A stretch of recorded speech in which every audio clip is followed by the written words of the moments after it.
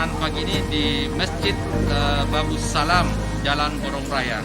Kegiatan pelaksananya cuma hari ini saja, kerjasama dengan grup Kala. Pagi hari ini punya nilai tersendiri karena sasarannya adalah kaum duafa dengan disabilitas. Meskipun juga kita tetap buka masyarakat.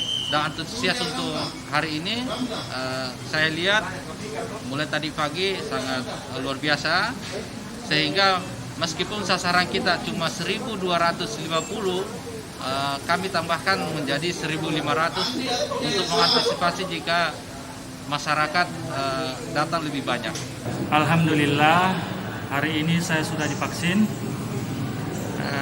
Saya mengajak teman-teman disabilitas untuk vaksin. Mari vaksin, jangan takut untuk vaksin. Vaksin ini aman, jadi untuk kesehatan kita, mari kita vaksin.